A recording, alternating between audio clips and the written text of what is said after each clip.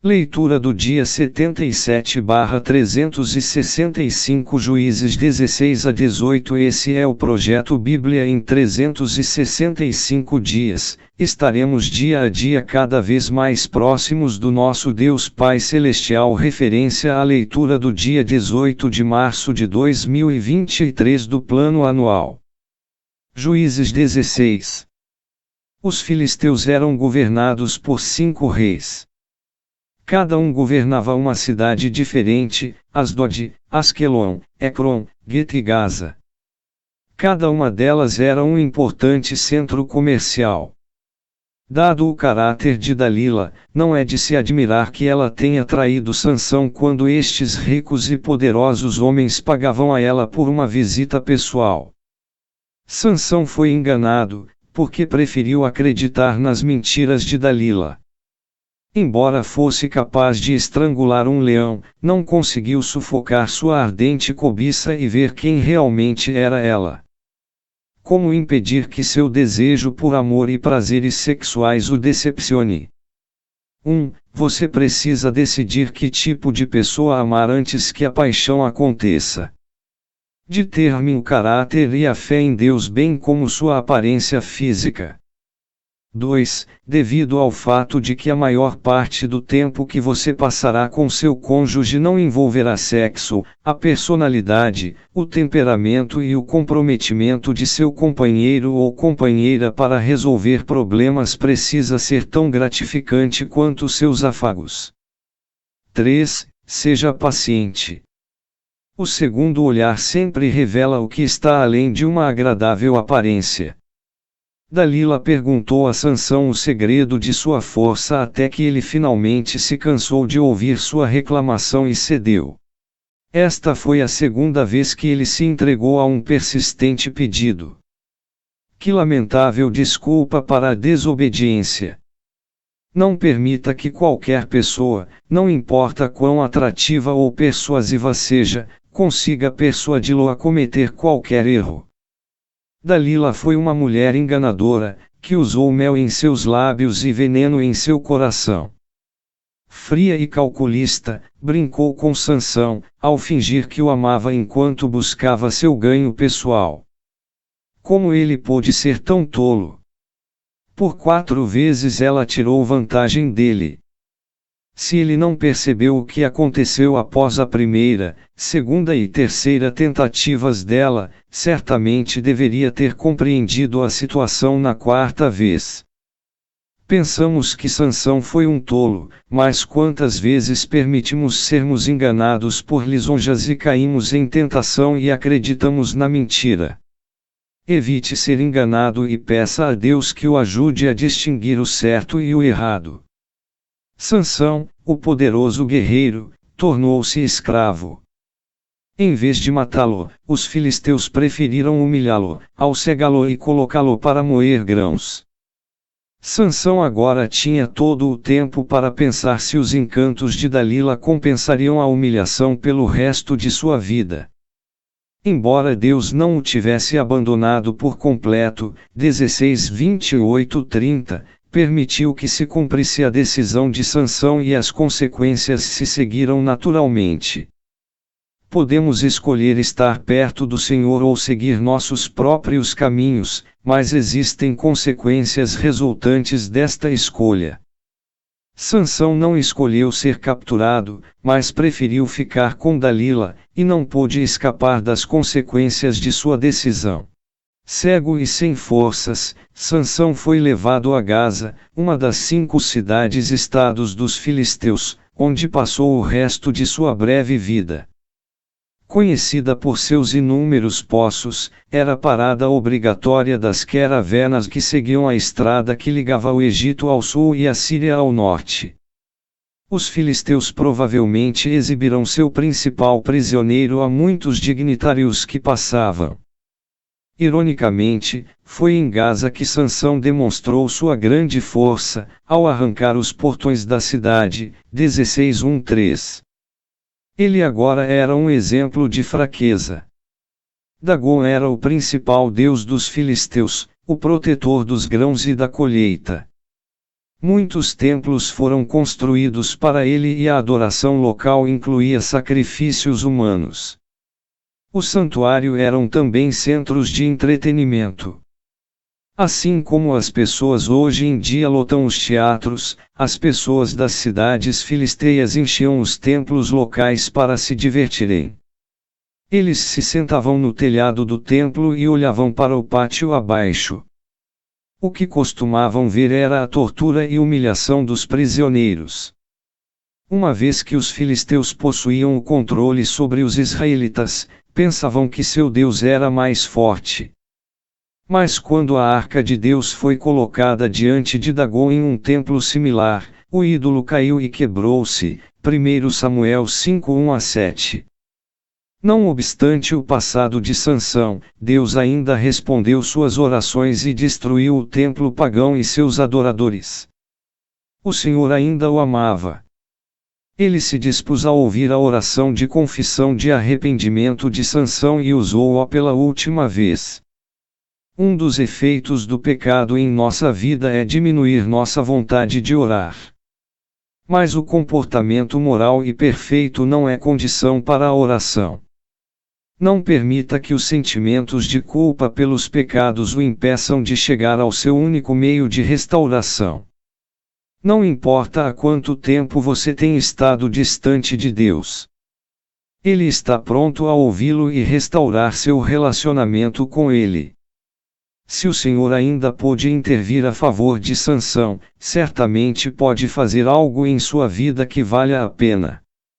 Sansão foi seduzido por uma mulher filisteia chamada Dalila que vivia no vale de Soreque. Ela o traiu, contando o segredo de sua força aos filisteus. Estes capturaram Sansão e o levaram acorrentado a Gaza, onde morreu. Seus parentes o sepultaram entre Zorá e Estaol. Juízes 17. Mica e sua mãe pareciam ser pessoas boas e moralistas e talvez tivessem o desejo sincero de adorar a Deus, mas o desobedeceram ao seguir seus caprichos, em vez de fazer a vontade do Senhor. A atitude que prevalecia nos dias de Mica era esta: cada qual fazia o que parecia direito aos seus olhos. Isto é muito parecido com as formas que prevalecem nos dias de hoje. Porém Deus tem nos concedido a maneira correta. Ele não deixou o padrão de conduta por nossa conta e opinião. Podemos evitar nos conformarmos com os modos inconvenientes da sociedade, quando aplicamos os mandamentos de Deus à nossa vida. Independência e autoconfiança são características positivas, mas apenas debaixo dos padrões divinos. Hoje, assim como nos dias de Mica, todos parecem colocar seus interesses em primeiro lugar. O tempo não muda a natureza humana. A maioria das pessoas ainda rejeita a maneira certa de Deus para a sua vida. Os contemporâneos de Mica trocaram a verdadeira adoração ao Senhor por uma versão caseira de veneração. Como resultado, a justiça logo foi substituída pela vingança e pelo caos. Ignorar a orientação de Deus leva à confusão e destruição. Qualquer pessoa que não se submeta ao Senhor terminará por fazer qualquer coisa que pareça certo naquele momento. Esta tendência está presente em todos nós. Para sabermos o que é realmente certo e termos forças para fazê-lo, é preciso que nos aproximemos de Deus e de Sua palavra. A tribo de Dan vai para o norte. Continuou rumo ao norte, para Laís, onde massacrou implacavelmente seus habitantes. A cidade foi renomeada Dan. Um exército da tribo de Dan partiu de Zorá e Estaol pelas colinas de Efraim, onde persuadiu o sacerdote de Mica a ir com ele e os ídolos do sacerdote tornarão-se o centro de sua adoração. Aparentemente os israelitas não mais sustentavam os sacerdotes e levitas com seus dízimos, pois muitas pessoas deixaram de adorar a Deus. O jovem levita desta história provavelmente saiu de sua casa em Belém, porque o dinheiro que recebia das pessoas não era suficiente para sobreviver. Mas a decadência moral de Israel afetou até mesmo os sacerdotes e levitas. Este homem aceitou dinheiro, ídolos e posição de forma inconsistente com as leis de Deus. Enquanto Mica revelava a queda religiosa dos israelitas, este jovem ilustra a displicência dos sacerdotes e levitas. Juízes 18. Os danitas receberam terra suficiente para o abrigo de sua tribo, Josué 19, 40-48. No entanto, por não terem confiado em Deus para ajudá-los a conquistar seu território, os emaritas os empurraram até as colinas e não permitiram que se estabelecessem nas planícies, Juízes 1:34. Em vez de lutarem pelo seu território, preferiram procurar uma nova terra ao norte onde não haveria tanta resistência do inimigo.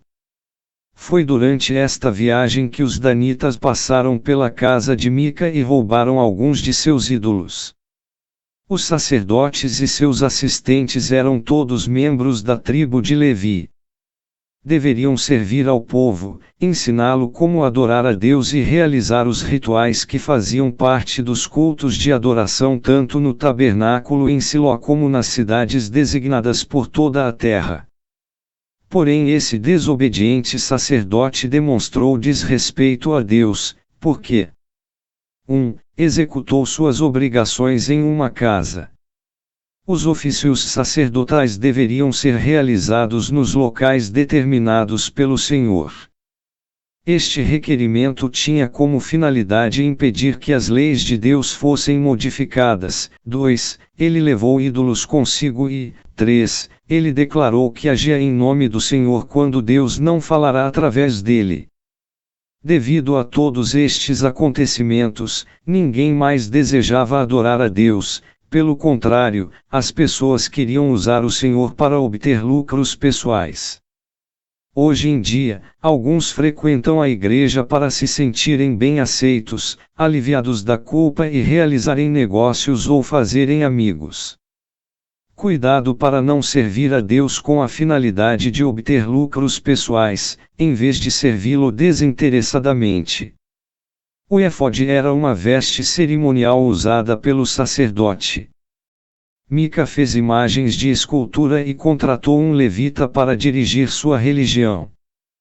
Quando os danitas roubaram seus ídolos e seu sacerdote, nada restou. Que condição espiritual vazia! Um ídolo nada é para tomar o lugar de Deus na vida das pessoas. Alguns investem toda a sua energia para conseguir dinheiro, sucesso, posses ou uma carreira. Se estes ídolos forem retirados, sobra apenas uma carcaça. O único meio de você se proteger contra tais perdas é investir a sua vida no Deus vivo, que sempre nos garante a vitória. Será que os danitas tinham o direito de matar todos os cidadãos de Laís? Não? Deus deu ordem para que Israel limpasse e destruísse certas cidades, devido à sua idolatria e fraqueza, e Laís não fazia parte desta lista. Esta ordem não se aplicava além das fronteiras de Dan, e os laizenses eram pacíficos em contraste com os cananeus. Mas os danitas não seguiram as leis de Deus, as quais determinavam que as cidades idolatrais deveriam ser destruídas. Eles foram culpados por seus próprios pecados. Esta história mostra o distanciamento que algumas tribos chegaram a ter de Deus. Apenas porque os danitas derrotaram Laís não significa que suas atitudes estavam certas. Sua idolatria demonstrava que Deus não os conduzia mais. Hoje em dia, muitas pessoas justificam seus erros através do sucesso exterior. Elas pensam que a riqueza, popularidade ou a falta de sofrimento é um sinal da bênção divina. Mas muitas histórias na Bíblia indicam que o sucesso maligno e os bens terrenos podem andar de mãos dadas. O sucesso não significa a aprovação de Deus. Não permita que o sucesso pessoal se transforme em unidade de medida quanto a estar ou não agradando a Deus. Os danitas roubaram os ídolos de Mica e depois se estabeleceram em Laís. Embora negassem a Deus ao adorarem estas imagens, provavelmente pensaram que cultuavam o Senhor através delas. Ver a nota em Es 32 2.4-5. Venerar imagens de escultura não é adorar a Deus, mesmo que pareça uma verdadeira adoração. Muitos repetem o mesmo erro hoje ao denominarem a si mesmos cristãos sem realmente acreditarem no poder de Deus ou modificarem sua conduta conforme suas expectativas. O cristianismo não pode ser meramente uma alegação. Precisa ser real em nossas motivações e atitudes.